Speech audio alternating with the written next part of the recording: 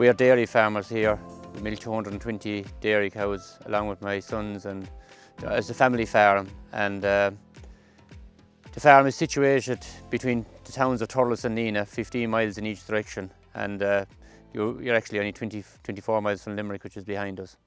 So fairly centrally located, but still we're in the hills. I'm very honoured to be the president of ICOS. I got involved in ICOS through my co-op. First of all, I got onto the board of our local co-op, which is Arabon Co-op, and through that I was appointed in to represent Arabon on the ICOS Dairy Committee. And through my involvement with the Dairy Committee, I got my position on the board in ICOS. And a few weeks ago, I was very honoured for the board of ICOS to appoint me as their leader or their president. As a dairy farmer, what are the key challenges you face in 2023? The challenges can be divided maybe into what's maybe short-term challenges and long-term challenges. The short-term challenges this year, I suppose, are the volatility in prices, the high inflationary costs, and maybe even the weather. But the long-term ones have to be sustainability, climate change, food security. They're the long-term goals that farmers have to aspire to handle. And on milk prices, where do you see that settling? I'm farming here 30 years. There has been peaks and troughs, highs and lows, and this one is no different.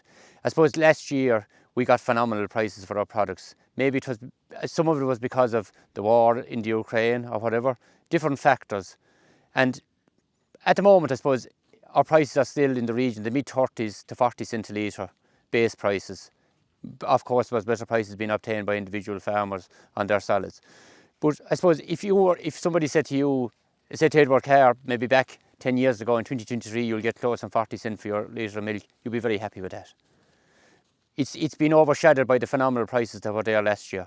But what's I suppose the big issue at the moment is the input costs. Input costs have really risen, and the margin for the dairy farmer has narrowed. And you have to be really efficient. But again, that's where the cooperative movement comes into place. Each cooperative is doing their very best, driven by farmers. It's farmers that sit around. I'll just give you an example of our own co-op.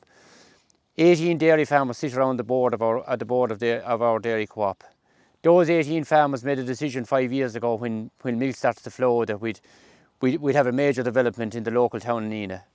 We invested in that development. Every dairy farmer invested in it, and the fruits of that investment are that our co-op now can specialise in specialist products that deliver that little bit extra extra margin from the place. I'm very confident that long term, that there's no fear for the viability of dairy farmers. We have the best country on the planet to produce food in a sustainable way. I'm not saying by breaking any rules or regulations, in a sustainable way. Why would we try to curtail it? And the world has to be fed. We have the ability to produce that food. We have the mechanisms in place to do it. I have no fear for the future of not only dairy farming, but for beef farming. Are you concerned though about climate challenges, about environmental pressures, about the requirements that farmers now need to face? Maybe I wouldn't say I'm concerned, because again, if you go back over the generations of farmers, and I know, I'm the third generation on this farm, I wouldn't say I'm concerned. And there's massive changes, but I suppose the bit I'd be concerned about is the rate of change. The dairy industry in this country was stagnant for 30 years. People are very critical of farmers. Oh, they have blown. We've come from the 4 billion litre island to the 9 billion litre island in a few years. We have, because for 30 years we were curtailed. I farmed for the first 20 years of my farming career, I suppose, maybe for a flippant remark, maybe with one hand tied behind my back. We couldn't expand. We couldn't do anything. You think of any other industry that was told, you can't do nothing for 30 years and you'd be stagnant. Well, they'd be folded, they'd be gone.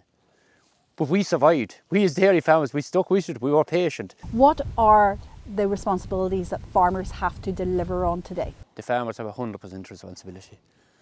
We have 100% responsibility for everything we do within our farm. And I think 99.9% of farmers are very responsible. And there's no place for anybody that isn't in farming. I'd be very passionate about that. We are 100% responsible for everything we do. And like I say, everything we do, and look at the changes we have made over the last 4 or 5 years. The changes we have made at farm level. We have we have been encouraged for the low emission slurry spreading, the protected urea, the multi-species swards, the clover. We've embraced every one of those within a few years. And I think that's where the balance has to come into it. The policymakers have to stand back and give those great changes that farmers have made, give them a time to wash into the system. That's the policy of every farmer, just to make the place a small bit better. Nobody wants to destroy it, nobody wants to do damage, and we'll embrace anything technologies that's put in place that we won't do any damage to the environment and that we'll improve water quality. We'll do all the right things so that this great family farm model and the cooperative movement can be sustained and will be there well after we've passed. Is it important for ICOS to show farmers what the direction of travel should be? It is, and ICOS are doing that. Even, look, we had our calf welfare issues highlighted. But 2 years ago, the board of ICOS sat down and they drew up a calf charter. That's embraced by every co-op in the country now. It's embraced by our NUA, who sell our product. But unfortunately, it takes time. And that's what I'm saying about the changes being made at farm level. It takes time for all those things to come to fruition on the ground. So I have no fear. Dairy farmers, most of them will do it without any encouragement. But there'll be policies put in place that every farmer will have to embrace those changes. Do you think the Irish government is doing enough to support farmers and rural communities? I don't believe we're getting credit for what we do. This is one of the best industries, and I'm saying, and I'll keep repeating it, there's nowhere better to produce milk than on this island. Nowhere better to produce beef. The most sustainable country on the planet to do it. Why not embrace that? We should be so proud of what we do. And every farmer is very passionate about what they do. I think the government should be a little bit more passionate about the strides that farmers have made. What would be in rural Ireland but for farming, but for agriculture? What needs to be done to get the next generation into farming?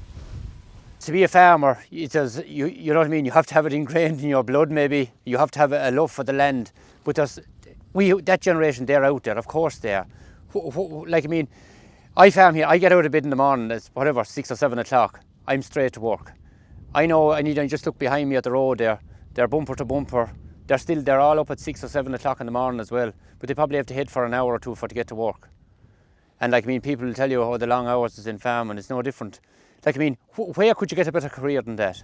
Several people that have jobs in many different sectors, but they have their suckler herd, or they have their beef herd, or they have their sheep when they come home in the evening, and that's what keeps rural Ireland ticking over.